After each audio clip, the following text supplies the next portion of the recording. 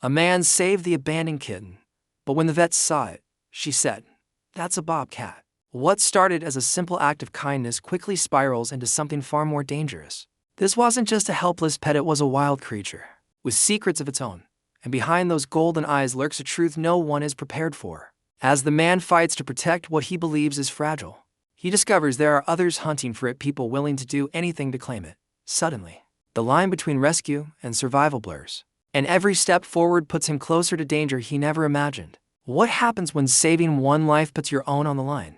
And how far would you go once you realize the kitten you saved could change everything?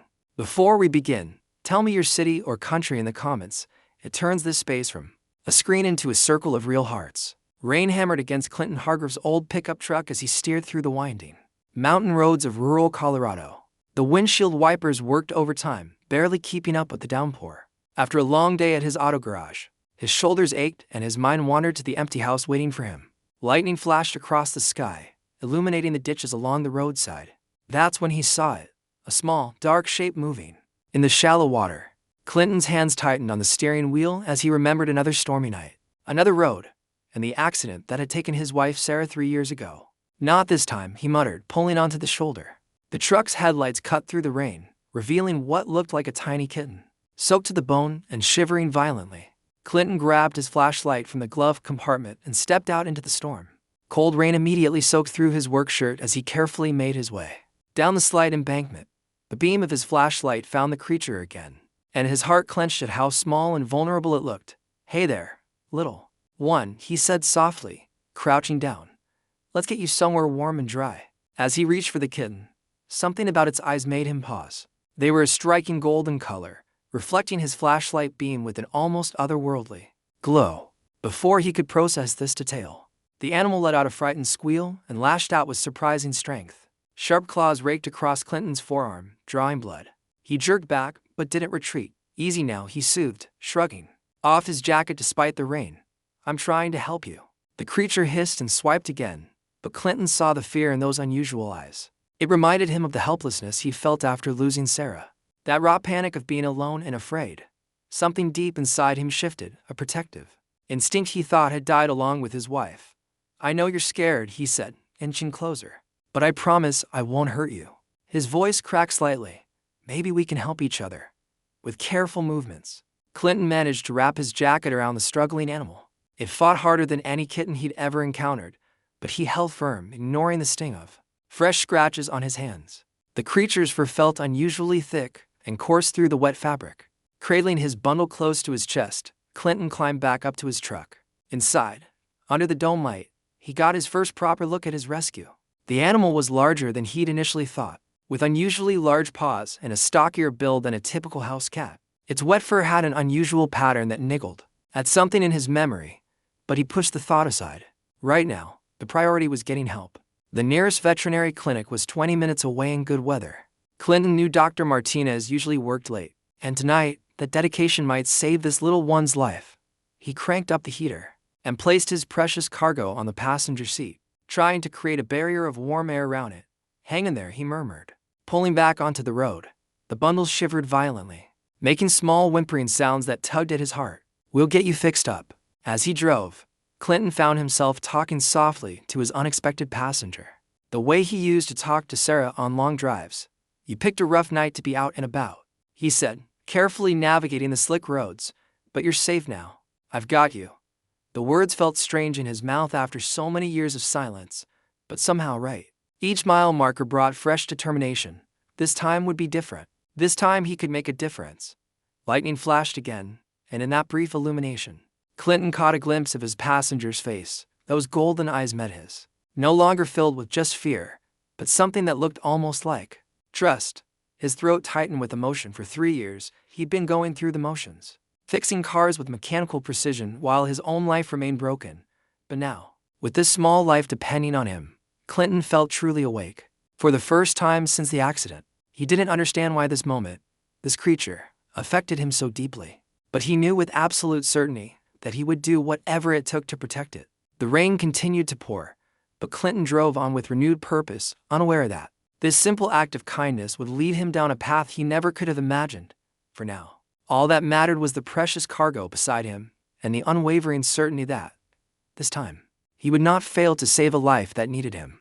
The veterinary clinic's fluorescent lights cast harsh shadows as Clinton burst through the door, his precious bundle held tight against his chest. Water dripped from his clothes onto the linoleum floor, creating small puddles that reflected the stark lighting above. "I need help," he called out, his voice echoing in the empty waiting room. "I found a kitten in the storm." A door swung open, and a woman in her late 30s emerged, wearing boots and practical field clothes under her white coat. Her sharp eyes took in Clinton's dripping form and the moving bundle in his arms. "I'm Dr. Evelyn Carraway," she said, gesturing for him to follow. "Bring it this way." Clinton followed her into an examination room, carefully placing his jacket-trapped bundle on the metal table. Dr. Carraway moved with quick efficiency, gathering supplies while speaking in a calm, professional tone. "Where exactly did you find it?" she asked, pulling on latex gloves in a ditch off Mountain Creek Road. Clinton replied, watching anxiously as she began to unwrap his jacket. "It was all alone in the rain. I couldn't just leave it there." Dr. Carraway's hands stilled as she revealed the animal's face. Those distinctive golden eyes blinked in the bright light, and Clinton saw her expression change dramatically. The professional detachment vanished, replaced by sharp concern. "Step back," she ordered, her voice tight with sudden urgency. "Right now." Clinton frowned, staying where he was. "What's wrong? Is it hurt?" "Mr. Hargrove." "Clinton Hargrove." "Mr. Hargrove, this isn't a house cat." Dr. Carraway carefully held the animal still while maintaining her distance from its mouth and claws. "This is a bobcat cub. A wild predator, not a pet." Clinton felt the words like a physical blow. He stared at the small creature, seeing now what he'd missed in the rain. The distinctive tufted ears, the muscular build, the spotted coat pattern that definitely wasn't typical for any house cat. "But it needs help," he protested, taking a step closer. "It was freezing. Alone?" "Bobcat cubs are never truly alone," Dr. Carraway cut in. "Not unless something has happened to the mother." Her face grew more serious. "We've had reports of poachers in the area. They're known to capture cubs to lure in the mothers." The cub made a small mewling sound, and Clinton's heart clenched. "Then we have to help it. We can't just throw it back out there." Dr. Carraway studied him for a long moment. "Mr. Hargrove, I understand you want to help, but this isn't like taking in a stray cat. This is a wild animal that needs specialized care, and there are proper channels." "Please," Clinton interrupted, his voice rough with emotion. "I know what it's like to be alone, to lose everything. I can't walk away from this." Something in his tone made Dr. Carraway pause. She looked from him to the cub, which had curled into a tight ball on the examination table, still shivering despite the warm room. "You work at the garage in town, don't you?" she asked suddenly. Clinton nodded, surprised. "How did you know?" "Small town," she replied, then sighed deeply.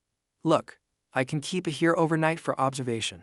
It needs to be checked for injuries and warmed up properly. But this isn't a simple rescue situation. If there are poachers involved, this could get dangerous." "I don't care about dangerous," Clinton said firmly. "I care about doing what's right." Dr. Carraway began examining the cub with gentle, practiced movements. "This isn't about right or wrong, Mr. Hargrove. It's about reality. This cub needs its mother, not a human substitute. The best thing we can do is treat any injuries and work with wildlife services to get it back where it belongs." Clinton watched the cub lean into Dr. Carraway's touch, its golden eyes half closed. He thought about his empty house, about all the things he couldn't save, about the weight of grief that had become his constant companion. "I want to help," he said quietly. "Whatever it takes. I can't just walk away." Dr. Carraway looked up, and for the first time, her expression softened slightly. "You already helped by bringing it in. But you need to understand, this isn't going to be like adopting a pet. If we do find evidence of poaching, this could get complicated fast." The cub let out another small cry, and Clinton stepped closer to the table. "I understand, but I'm not backing down."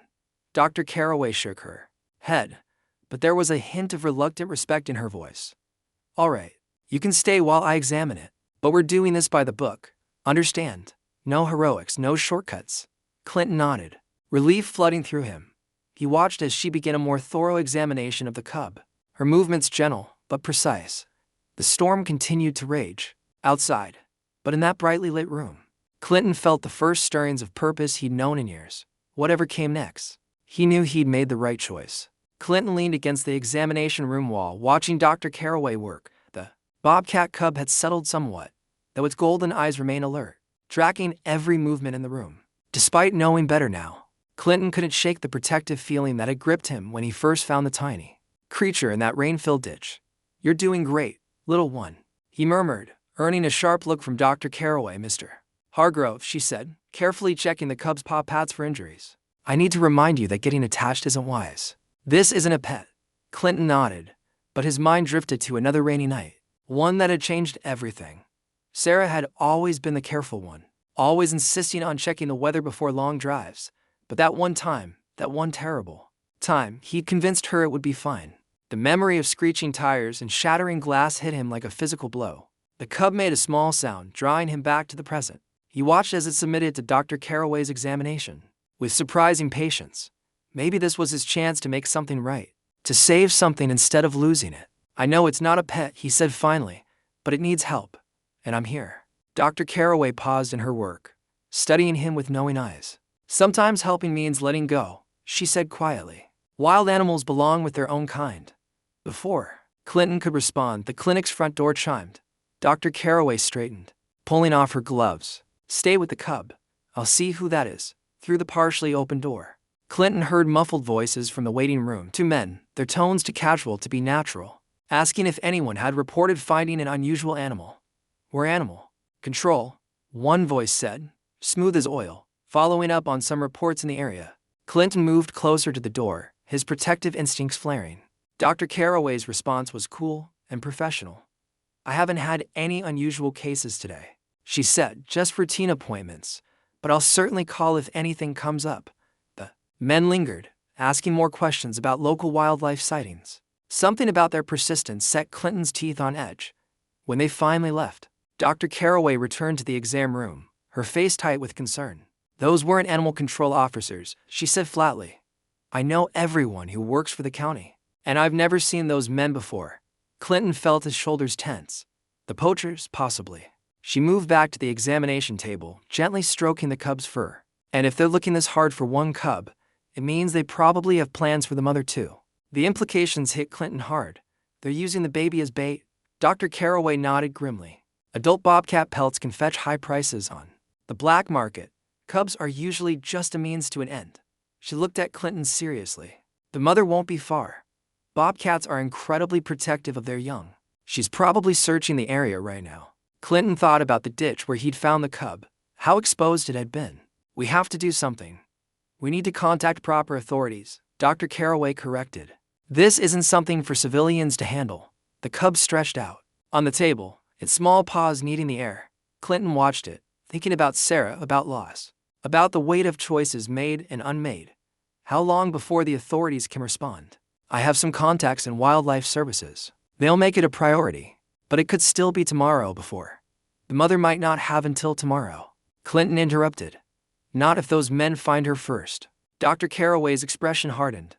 "Mr. Hargrove, I understand you want to help, but this isn't like fixing cars.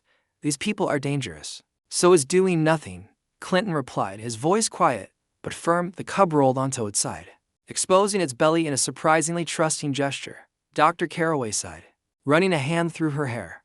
"Look, I need to make some calls and get supplies from the back. Just don't do anything rash while I'm gone." As she left the room, Clinton moved closer to the examination table. The cub watched him with those remarkable golden eyes, and he felt the same surge of purpose that had gripped him in the storm. Through the clinic's windows, he could see two men lingering near a parked truck across the street, their posture too stiff to be casual observers. They were waiting, watching, probably planning their next move. Clinton felt his jaw clench. He knew what it was like to lose family, to have everything torn away in an instant. Looking at the cub, he made a silent promise. Not this time. This time, he would make a difference. Dr. Carraway's warning about getting attached echoed in his mind, but he pushed it aside. Sometimes attachment wasn't a weakness. Sometimes it was exactly what you needed to find the strength to do what was right. The drive home felt longer than usual, each mile stretching as Clinton's mind raced with thoughts of the bobcat cub and those suspicious men. Street lamps cast long shadows across the empty roads, and an uneasy feeling settled in his stomach as he turned onto his gravel driveway. Something was wrong. Even before he killed the engine, he noticed his workshop door standing slightly ajar, swaying in the night breeze. Clinton never left that door open, not ever. His heart pounding, he grabbed the heavy flashlight from his truck's glove compartment and approached cautiously. The beam cut through the darkness, revealing upturned toolboxes and scattered equipment. Someone had ransacked his workspace, methodically searching through every possible hiding spot. Papers littered the floor, drawers hung open, and his normally organized workbench looked like a tornado had hit it. They'd even pulled down the old blankets he kept for cold days, leaving them in crumpled heaps. Clinton's hands trembled as he surveyed the damage. This wasn't a regular break-in. They hadn't touched his expensive tools or the cash box he kept for emergency repairs. They'd been looking for something specific. The cub. They must have followed him home. Clinton backed out of the workshop, scanning the shadows. The property felt different now, exposed and vulnerable. He couldn't shake the feeling of being watched. Without wasting another moment, he jumped back in his truck and headed for the veterinary clinic. The drive back was a blur of streetlights and worry when he burst through the clinic's door. Dr. Caraway was finishing up some paperwork. Her expression shifted from surprise to anger as he explained what he'd found. "Are you out of your mind?" she demanded, slamming her pen down. "You led them straight to your home. These aren't just some random troublemakers. They're organized criminals who won't hesitate to hurt anyone who gets in their way." "I didn't know they'd follow me," Clinton protested, but even to his own ears, the words sounded naive. "That's exactly the problem." Dr. Caraway ran her hands through her hair in frustration. "You have no idea what you're dealing with. These people track and kill protected species for profit. They're dangerous, Mr. Hargrove, and now they know where you live." Clinton stood his ground. "What was I supposed to do? Leave the cub to die in that ditch?" "You should have called animal control immediately." She paused, taking a deep breath. "But what's done is done. Now we need to focus on keeping both you and the cub safe." As if on cue, they heard a noise from the back of the clinic. Clinton's blood ran cold. He recognized the sound of a door being forced open. Dr. Caraway reacted instantly, moving toward the examination room where they'd left the cub. They reached the door just as two men in dark clothing were attempting to grab the carrier containing the sleeping BOBCAT. Clinton didn't think. He just acted, charging forward with a shout that startled the intruders. One of them cursed, dropping the carrier, while the other reached into his jacket. "Stop right there." Dr. Caraway's voice rang out, steady and authoritative. "The police are already on their way." She was bluffing, but her confidence made the men hesitate. Taking advantage of their uncertainty, Clinton positioned himself between the poachers and the cub. "Leave now." The men exchanged looks, clearly weighing their options. Finally, the taller one spoke. "This isn't over," he growled before they both backed away and disappeared through the rear exit. Once they were gone, Dr. Caraway quickly locked the door and checked on the cub, which had awakened during the commotion but appeared unharmed. Her hands were shaking slightly as she secured the carrier. "That," she said firmly, "is exactly what I was talking about. They could have been armed." "They probably were armed." Clinton nodded, his adrenaline slowly subsiding. "I know, but I couldn't just stand there and let them take the cub." Dr. Caraway studied him for a long moment, her expression softening slightly. "No, I suppose you couldn't." She sighed, checking the locks again. "You realize they'll be back, don't you? And next time they'll be better prepared." "Then we need to be better prepared too," Clinton said. "Look, I know I'm not an expert in wildlife or dealing with poachers, but I can help. I want to help. You're already involved whether I like it or not," she admitted. "And I suppose having someone else watching my back isn't the worst idea." She gave him a stern look. "But if we do this, we do it my way. No more rushing in without thinking." Clinton held up his hands in surrender. "Your way," he agreed. "Just tell me what you need." Dr. Caraway looked at the cub, then back at Clinton. "First, we need to secure this clinic. Then we need to figure out how to protect both the cub and its mother. Because those men won't stop until they get what they want." The cub made a soft mewling sound, and Clinton felt that same protective surge he'd experienced in the rain-filled ditch. But this time, it wasn't just about saving one small life. It was about standing up to people who saw nothing wrong with destroying families for profit. "Whatever it takes," he said quietly, and Dr. Caraway nodded, accepting his commitment. The morning sun painted the Colorado mountains in shades of gold. As Evelyn led Clinton along a narrow trail, she moved with practiced ease, while he carefully watched his footing on the uneven ground. The carrier containing the BOBCAT cub was secured to his backpack, making soft rustling sounds with each step. "BOBCATs are territorial," Evelyn explained, pausing to examine some scratches on a tree trunk.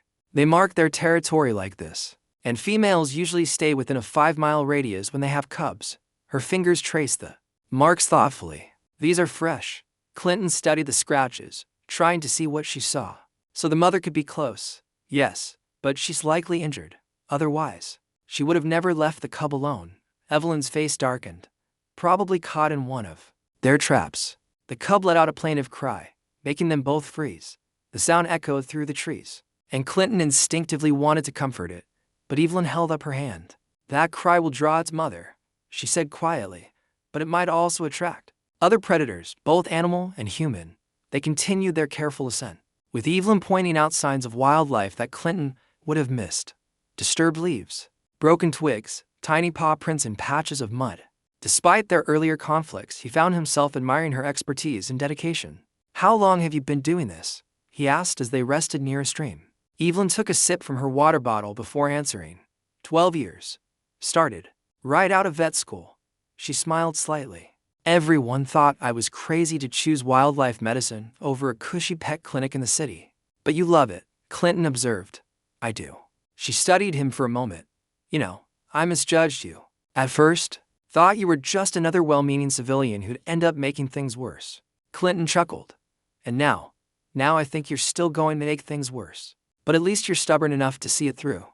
Her eyes crinkled, with humor, softening her usual sharp expression. The moment was broken by another cry from the cub. Louder this time. They both tensed, scanning their surroundings. The forest had gone quiet to quiet. We need to move, Evelyn whispered urgently now. They had barely taken 3 steps when the first shot cracked through the air, splintering bark near Clinton's head. He ducked instinctively, hard hammering against his ribs. Run. Evelyn grabbed his arm, pulling him off the trail and into the dense underbrush. More shots followed, accompanied by shouts and crashing footsteps behind them. They scrambled through the forest, branches whipping at their faces. The cub bounced in its carrier, adding its frightened cries to the chaos. Clinton's lungs burned as they climbed higher, away from the marked trails and into rougher terrain. This way, Evelyn hissed, leading them between two massive boulders. The space was tight, but they squeezed through, emerging onto a steep slope. Covered in loose rocks, the sound of pursuit grew closer. Clinton could hear the poachers cursing as they searched, their voices echoing off the rocks. Evelyn pointed to a cluster of trees about 50 yards ahead, their only cover on the exposed slope. They began picking their way across, trying to move quickly while keeping their footing on the unstable ground. A rock shifted under Clinton's boot, clattering down the slope. The noise seemed deafening in the tense silence. There they are, a rough voice shouted, the air filled with the sound of gunfire again. Clinton felt something hot graze his arm as Evelyn yanked him behind a boulder.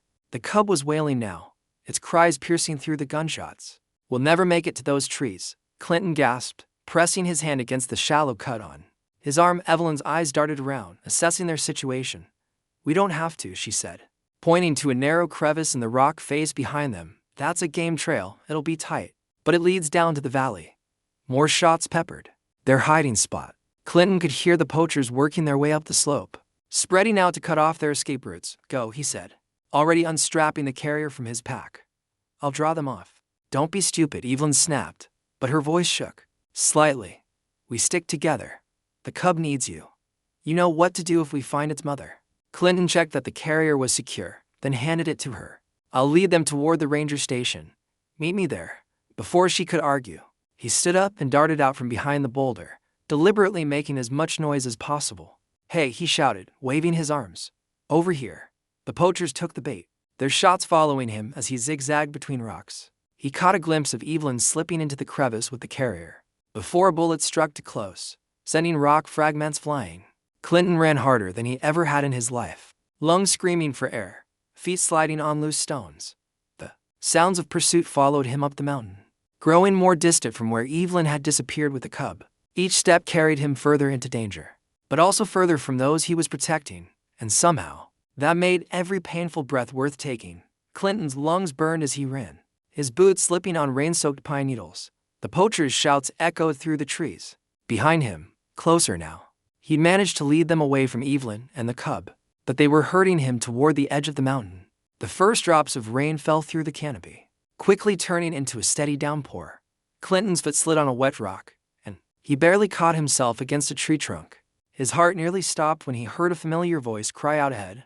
Evelyn was there, clutching the carrier with the cub, trapped at the edge of a steep ravine.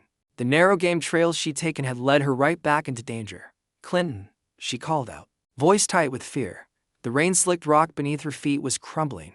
He sprinted toward her just as the ledge began to give way. The carrier slipped from her grasp as she lost her balance. Clinton lunged forward, grabbing her arm with one hand and the carrier's handle with the other. The momentum dragged them both toward the edge. His fingers dug into wet soil and exposed tree roots, muscles straining as he held on. The cub wailed in terror from inside the carrier, swinging precariously over the 100-foot drop. Evelyn dangled beside it, her boots scraping against the cliff face. Hold on. Clinton gritted his teeth, using every ounce of strength to pull them up. Rain streamed down his face, but he refused to let go. Not this time. He wouldn't lose another life to his failure. With a growl of effort, he dragged them both back onto solid ground. They scrambled away from the edge, gasping for breath. The carrier landed between them, the cub inside still crying softly.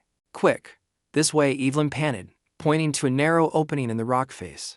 They crawled inside just as voices approached their location. The shallow cave barely fit them both. Clinton pressed himself against the cold stone, trying to quiet his breathing as footsteps passed nearby. Evelyn huddled close to him, shivering from cold and adrenaline. The cub, miraculously, had gone silent. Minutes stretched by like hours until the sounds of pursuit faded into the drumming rain. Only then did Clinton realize he was trembling, not from exhaustion, but from the weight of what had almost happened. I couldn't let go, he whispered, more to himself than to Evelyn. Not again. Evelyn turned to face him in the dim light. What do you mean again? Clinton closed his eyes. The memories he'd been running from for so long finally catching up. My wife is Sarah. There was an accident 3 years ago. Black ice on mountain roads. His voice cracked. I lost control of the car. She didn't make it. Oh, Clinton. Evelyn's voice softened with understanding. When I found the cub, something just broke open inside me. He gestured to the carrier between them. I thought if I could just save one thing, protect one life. He trailed off, unable to continue. The cub mewed softly. As if sensing his pain, Evelyn reached out and touched his arm. Her earlier skepticism replaced with compassion. You're not trying to save just the cub, are you? She asked gently. You're trying to save yourself. Clinton nodded, throat tight. I know it's stupid, dangerous, even, but I couldn't walk away. Not this time. It's not stupid, Evelyn said, firmly. Reckless, maybe, but I understand now. She paused, considering her words. You know, all these years I've been fighting poachers, trying to protect these animals. Sometimes I wondered if anyone else really cared enough to risk everything for them. A weak smile crossed Clinton's face. Guess we're both a little crazy then. Maybe that's what it takes. Evelyn peered out of their hiding place. The rain's letting up, but those men are still out there. They won't give up easily.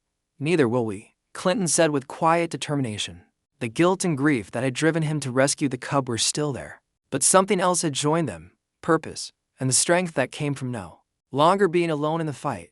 The cub stirred in its carrier, reminding them of the stakes. Somewhere in these mountains, its mother was waiting, possibly injured. And between them and any hope of reunion stood armed men who saw only profit in the animal's suffering. Evelyn checked her watch, squinting in the dim light. We should wait until dark before moving. The poachers will have a harder time tracking us. Clinton nodded, settling back against the rock wall. His muscles ached from the near disaster at the ravine, but he felt stronger than he had in years. For the first time since Sarah's death, he wasn't running from his past. He was fighting for a future. The rain continued to fall outside their shelter, washing away their tracks. In the growing darkness, they waited. 3 unlikely allies bound together by circumstance and something deeper. The need to protect what was precious, no matter the cost. The first rays of sunlight crept through the mountain pines, painting the wet rocks in shades of gold. Clinton and Evelyn emerged cautiously from their shelter, muscles stiff from the long night. The cub stirred in its carrier, more restless than ever. We need to move, Evelyn whispered, scanning the surrounding forest. The poachers will be back at first light. They followed a narrow deer trail, staying close to the tree line for cover. The morning dew soaked through their clothes, already damp from yesterday's rain. Clinton carried the cub's carrier, while Evelyn led the way, her experienced eyes reading. The landscape dot suddenly, she froze. Her hand shot up, signaling Clinton to stop. Listen.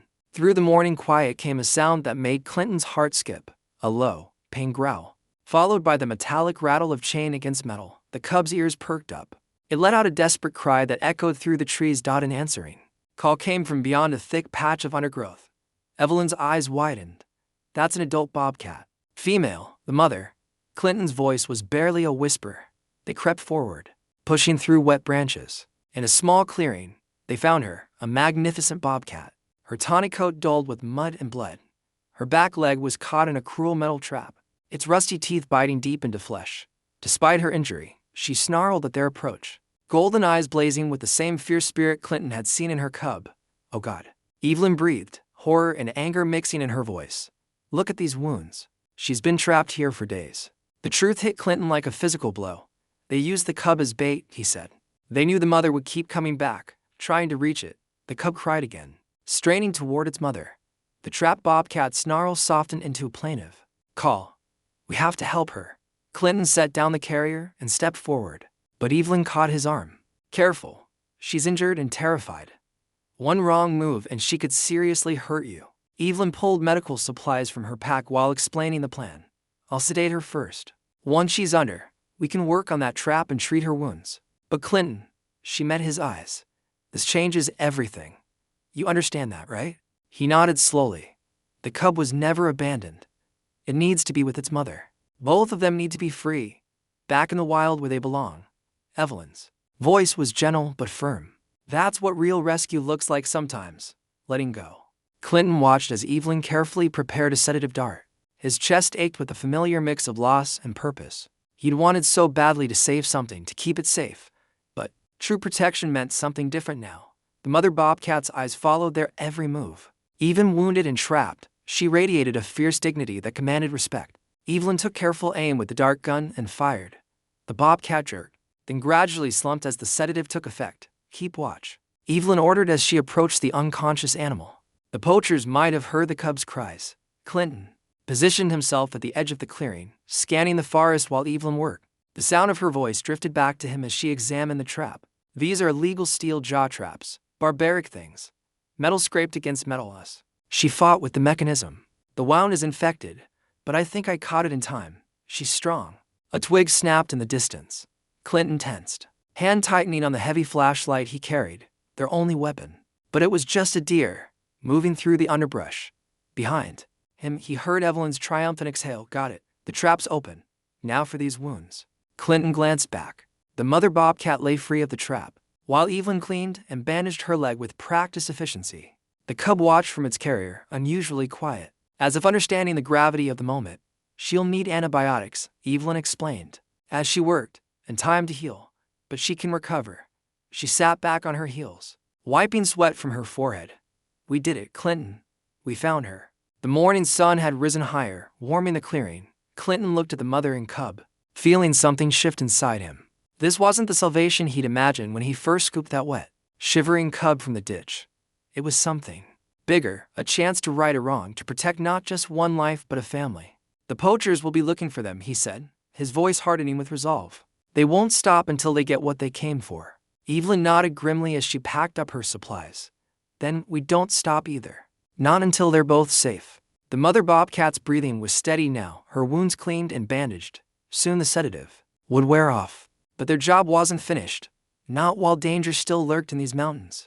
Clinton took up his position again, standing guard while Evelyn monitored her patient. The morning light streamed through the trees, casting long shadows across the clearing. They had found what they were searching for. But the hardest part of their journey still lay ahead.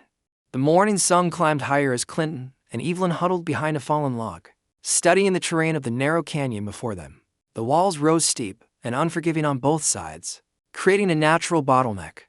"This is where we make our stand," Evelyn said, pulling out her phone. "I've got 1 bar of signal, enough to call the sheriff's department once we spring the trap." Clinton nodded, his weathered hands gripping the rough bark. "The deputy said 20 minutes from when we call. We just have to hold the poachers here that long." The mother bobcat lay sedated in a makeshift shelter of branches, hidden from view. Her bandaged leg was beginning to heal, but she wasn't strong enough to run yet. The cub paced in its carrier, sensing the tension in the air. "You're sure about this?" Evelyn asked, her eyes searching Clinton's face. "These men are dangerous. Armed. We can't keep running." Clinton's jaw tightened. "They'll never stop hunting these two unless we stop them first." They worked quickly, positioning the cub's carrier where its cries would echo through the canyon. The sound would draw the poachers in, but far enough from the mother that she'd be safe. Clinton's heart pounded as they laid their trap, everything in him screamed to protect the cub, not use it as bait, but he trusted Evelyn's expertise.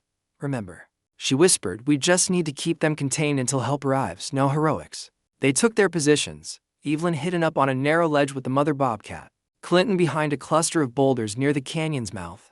The morning stretched on, minutes feeling like hours. Then came the sound they'd been waiting for. Boots on gravel. Voices carrying through the canyon. "That crying's getting stronger," a gruff voice said. "Cat's gotta be close. Watch yourself." Another answered. "That mechanic and the doc might be around." Clinton pressed himself against the cool rock, willing his breathing to stay steady. He caught glimpses of the poachers through gaps in the stones. 3 men, moving like shadows, rifles ready in their hands. The cub let out another cry. The poachers quickened their pace, drawn in by the sound. They passed Clinton's position, focused entirely on their prize ahead. Just a few more steps, Clinton burst from his hiding place, sending a cascade of loose rocks down to block the canyon's entrance. That's far enough. The poachers whirled, weapons raising. The leader, a scarred man with cold eyes, smiled without humor. "Brave man, stupid, but brave." "The sheriff's deputies are on their way," Clinton said, his voice steadier than he felt. "It's over.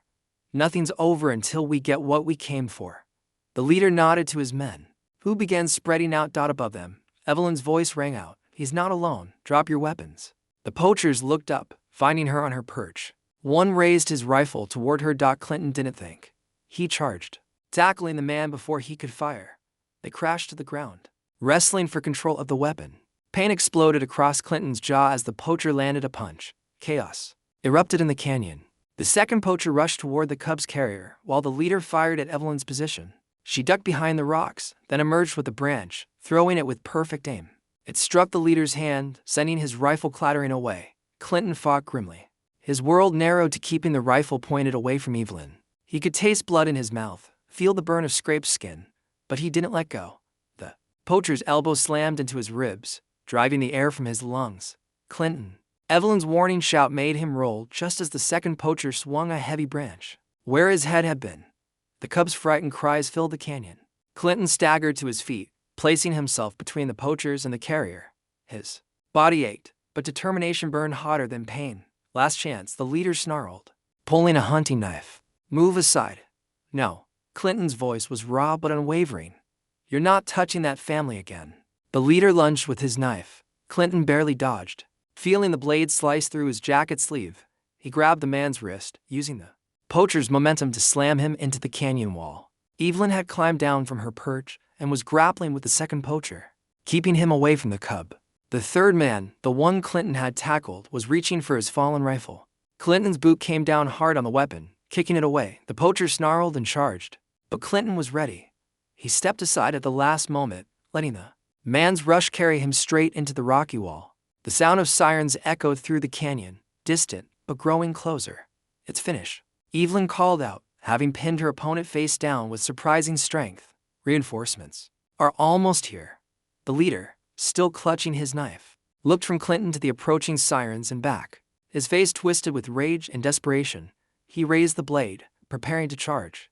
The leader charged with his knife, a feral gleam in his eyes. Clinton saw the blade coming, but couldn't move fast enough. The knife sliced through his jacket, cutting deep into his side. Pain exploded through his body, but he stayed on his feet, refusing to give ground. "Clinton." Evelyn's voice cracked with fear. Blood soaked through his shirt, but Clinton gritted his teeth and faced the leader. "You're not getting past me." The poacher sneered, circling for another attack. Behind Clinton, the cub whimpered in its carrier. The sound strengthened his resolve despite the burning agony in his side. The second poacher broke free from Evelyn's hold, shoving her hard against the canyon wall. She hit with a painful grunt but scrambled back up, placing herself between the men and the cub. Clinton's vision blurred. Each breath sent waves of fire through his wounded side. But when the leader rushed forward again, Clinton met him head-on. He caught the knife hand, using every ounce of strength to keep the blade away from his throat. "Move or die, mechanic," the leader growled, pressing harder. Clinton's arms trembled with effort. Blood dripped onto the rocky ground. He saw the third poacher advancing on Evelyn with a heavy branch raised high. "Evelyn, look out." Clinton released his grip on the leader and lunged toward her. Knowing the knife would follow, the blade plunged into his shoulder as he shoved Evelyn clear of the swinging branch. Clinton crashed to his knees, the world spinning around him. The cub's frightened cries pierced through his haze of pain. "Give up," the leader commanded, standing over him. "You're done." Blood ran down Clinton's arm, but he forced himself back. To his feet, his legs shook with the effort. Never. The three poachers closed in, weapons ready. Clinton could barely stand, but he spread his arms, making himself a human shield for Evelyn and the cub behind him. Blood soaked his clothes, but his voice remained steady. You'll have to kill me first. The leader raised his knife for the final strike. Clinton braced himself, determined to protect his charges until his last breath. Suddenly, shouts echoed through the canyon. Police, drop your weapons. Deputies poured in from both ends of the canyon, rifles aimed at the poachers. The leader's knife clattered to the ground as officers tackled him. The other poachers tried to run but were quickly subdued.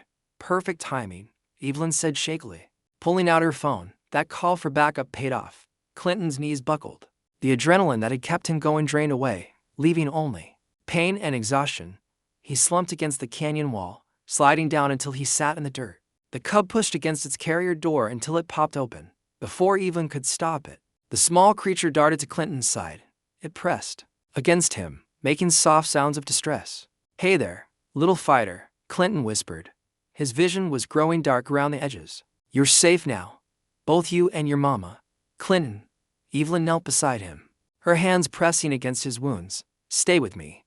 We need a medic. Here, now. He tried to focus on her face, but everything was getting hazy. The cub's warm weight against his leg anchored him to consciousness. The poachers, he managed to say. They're really caught. Yes, Evelyn assured him, her voice thick with emotion. Deputies are cuffing them right now. You did it, Clinton. You protected them. He nodded weakly, relief washing through him. The mother bobcat would heal. The cub would grow up wild and free. The family he'd fought so hard to save would stay together. Medics are coming, Evelyn said urgently, keeping pressure on his wounds. Just hold on. Clinton's head felt too heavy to hold up. The last thing he saw before consciousness slipped away was the cub's golden eyes watching him intently, and Evelyn's determined face as she fought to keep him alive. EMTs rushed forward with their equipment as Clinton went limp. The cub refused to leave his side. Even as Evelyn gently tried to move it, she watched anxiously as the medics worked, their urgent voices calling out vital signs and medical terms. The deputies led the handcuffed poachers past them to waiting vehicles. The leader's cold facade had crumbled into bitter defeat. They would face serious charges for animal trafficking, assault, and attempted murder. Blood stained the canyon floor, where Clinton had made his stand, a stark reminder of how close they'd come to tragedy. But he had held on long enough. The backup he and Evelyn had desperately needed had arrived just in time. Now Evelyn could only watch and hope as the medics fought to save the brave man, who had risked everything to protect a wild family, and in doing so, had perhaps found a new family of his own. Beeping machines and the sharp smell of disinfectant pulled Clinton back to consciousness. His eyes fluttered open to a sterile hospital room bathed in soft morning light. Pain throbbed dully in his side and shoulder, muted by medication. Welcome back. Evelyn's tired smile was the first thing he focused on. She sat in a chair beside his bed, dark circles under her eyes suggesting she hadn't left for some time. The cub. Clinton's voice came out rough and scratchy. Safe, Evelyn assured him, pouring a cup of water. She helped him take small sips. Both mother and baby are recovering well at the clinic. The mother's leg is healing nicely. Clinton relaxed against his pillows, relief washing through him. And the poachers in custody. The evidence against them is overwhelming. Evelyn's expression hardened briefly. They won't be hurting any more animals for a very long time. Sunlight streamed through the window, warming Clinton's face. His body ached, but his heart felt lighter than it had in years. When can I see them? The bobcats. Evelyn's face softened. Actually, we're releasing them back into the wild tomorrow. The mother's strong enough now, and the territory is finally safe. She paused, studying his reaction. I thought you might want to be there. Clinton closed his eyes, emotions washing over him. Part of him wanted to protest, to argue that the cub still needed protection, but he knew better now. They belong in the wild, don't they? They do, Evelyn said gently, but that doesn't make letting go easy. The doctor cleared Clinton for a brief discharge the next morning, with strict instructions to return afterward. Evelyn helped him into her truck, careful of his bandaged wounds. They drove into the mountains as dawn painted the sky in soft pinks and golds dotted the release site. Clinton watched as Evelyn's team prepared the carriers. The mother bobcat paced restlessly, sensing freedom. The cub sat alert, golden eyes finding Clinton through the mesh. You ready? Evelyn asked softly, standing close beside him. Clinton nodded, throat tight. It's funny. When I found that little cub in the ditch, I thought I was the one doing the saving. He smiled sadly. Turns out it was the other way around. You did. Save them, Evelyn countered. But sometimes saving something means letting it go where it belongs. The carriers were positioned facing the wilderness. Clinton stepped forward, leaning heavily on his cane. Goodbye, little fighter, he whispered. Stay wild and free. The doors were opened. The mother bobcat emerged first, powerful and graceful. Despite her healing leg, she paused, scanning the territory. The cub bounced out after her, full of energy. It stopped and looked back at Clinton one last time. Those familiar golden eyes meeting his dot, then mother and cub disappeared into the underbrush, heading home to their wild domain. Clinton felt tears on his cheeks, but didn't wipe them away. Evelyn's hand slipped into his. You know what I see when I look at you now? She asked. What's that? A man who finally stopped running from his grief and found his courage instead. She squeezed his hand. Those bobcats weren't the only ones who got saved. Clinton turned to look at her, seeing the warmth in her eyes. I was so lost after Sarah died. Couldn't save her. Couldn't save myself. He took a shaky breath. But that little cub, it gave me something to fight for again. And look what happened, Evelyn said. You didn't just save 2 lives. You helped shut down a trafficking ring.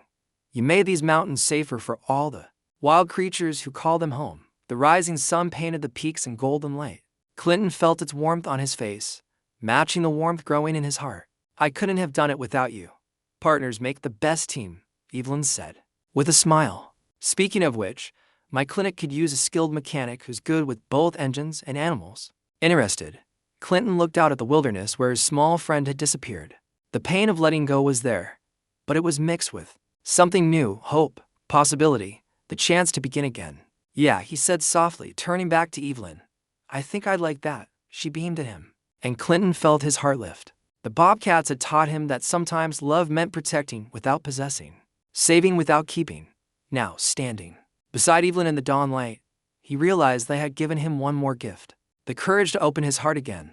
If this story warmed you tonight, subscribe and leave a single line that stayed with you. Your words shape tomorrow's story.